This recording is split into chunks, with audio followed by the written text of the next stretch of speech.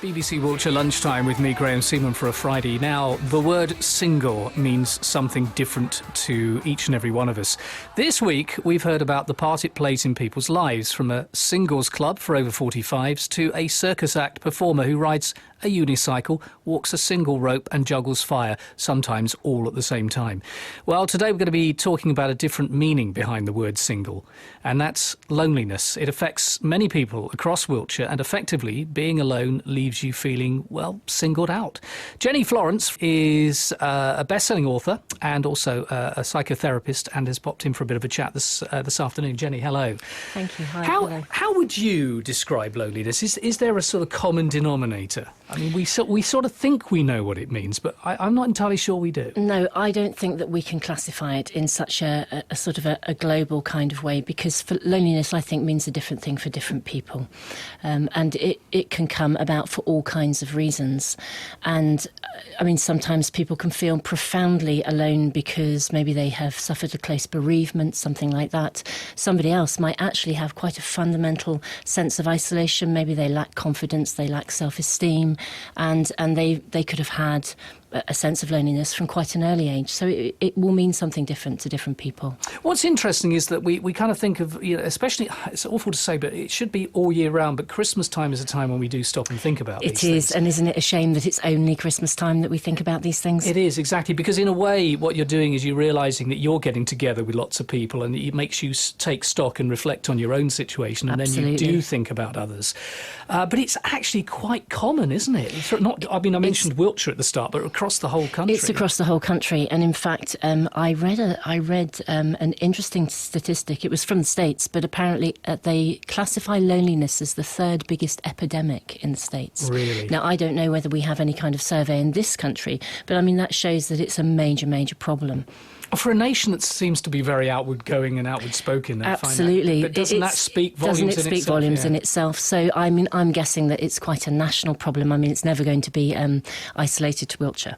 Now, clearly, there are people who are quite happy to be, living on Indeed, their own. There quite are. Enjoy their own company. Absolutely, but not for a majority. But not for a lot of people. Absolutely. But there is also, I think, a difference in what I would call quality me time, when maybe you want to take some time out for reflection, a little bit of space. That's completely different to feeling isolated and alone all the time.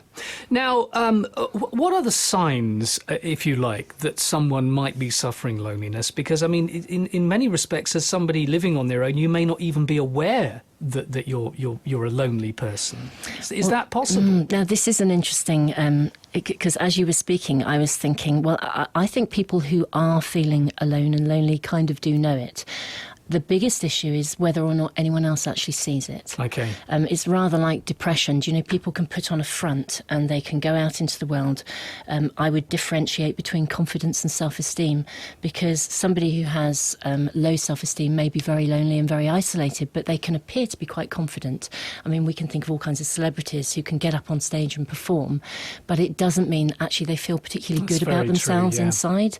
Actually, Robin Williams immediately springs to mind, and it was National Suicide Prevention Day last weekend.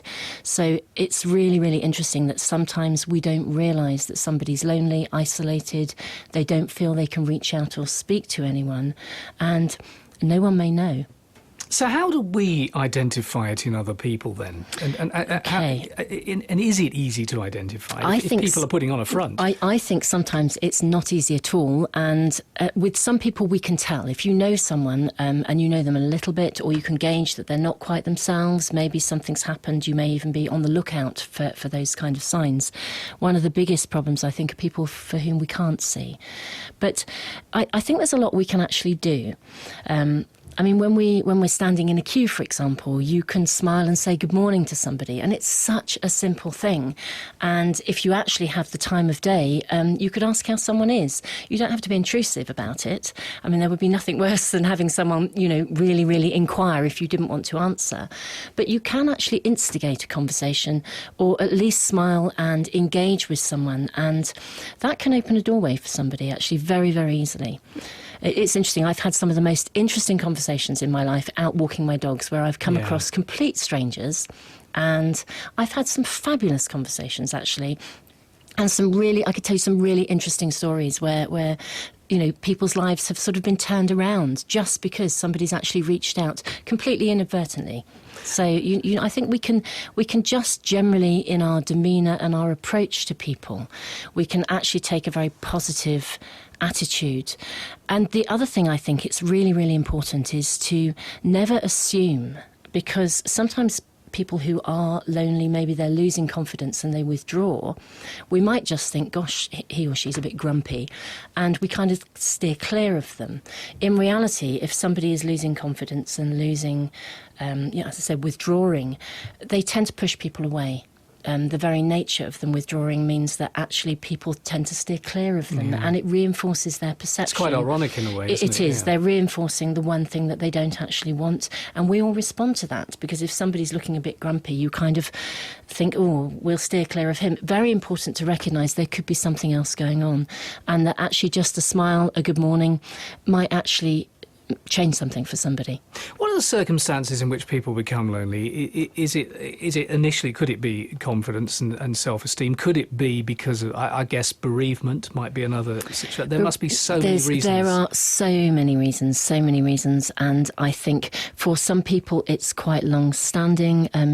I've come across people in my work who were bullied really badly at school, and it's kind of stayed with them. They've almost got an inherent fear of being with people and of social circumstances, so it makes it really hard for them to reach out and try new things. So it could be, that's a much longer standing kind of potential problem, or it could be somebody who's lost somebody close and they have just lost confidence. They don't feel they can reach out, or they may not even want to, but then it becomes exacerbated over time. I think once people start to withdraw and once they start to lose confidence, it's quite a challenge to actually kind of turn that around. We live in a digital world now. I mean, so many people can communicate through social media, it's emails and stuff. Is that helping or is that hindering in some way? Well, I sit on the fence on that one. I have a mixed view of it because I hear the pluses and minuses of both. I think it can really be marvellous if somebody has lost confidence and they can reach out online, connect to people as a beginning and as a starting point, find like-minded people to talk to, rather than taking the plunge, trying to go to something and discovering that maybe that wasn't for you, but sort of losing more confidence from the experience. So in many ways, I think it can be really valuable. On the other hand, I think people can sometimes use it as a replacement for real relationships. And people can generate kind of avatars, a representation of who I'd like to be, but haven't got the confidence to step out and become. So, as I said, I sort of see it from both sides. I think I have mixed views. I think there are pluses and minuses about it. We often get people who've said to us, you are my company. I listen to BBC Wiltshire, you are my friend, I tend to live on my own, and it's quite humbling to hear things like that. Absolutely. But more importantly, though, for anybody who might be listening to this at the moment who inwardly they've accepted that they are quite lonely, what can they do about it? What advice can you give? Well, there's some interesting things that I could think about. In a very pragmatic way, there are things like meet-up groups. Obviously, one has to be able to get online to access those, although we can do so through the library.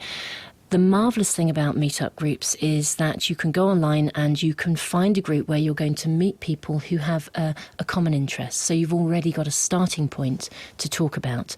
And that's unbelievably helpful and valuable because you're not walking into something brand new.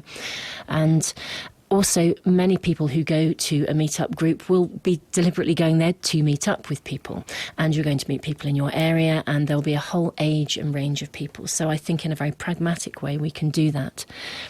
From an emotional point of view, I would love to introduce the idea of using disappointment as a kind of an ally rather than a sort of a stumbling block. Because when we are lacking in confidence, if we go out and something doesn't go well, our disappointment can really floor us. And I'm a great believer in thinking about disappointment as good information rather than as something to floor us. If we go and do something and we really, really didn't get on, it doesn't mean we've failed or that we've got it wrong. We don't want to have that kind of internal conversation that lowers our confidence. If we consider disappointment as a kind of a friend that's giving us good information, if something didn't go well, actually that's not right for me. So I need to actually use that information, recognise that that particular group or that particular sort of activity wasn't right for me, in which case that disappointment has given me a very good piece of information, and I will now go and try something else.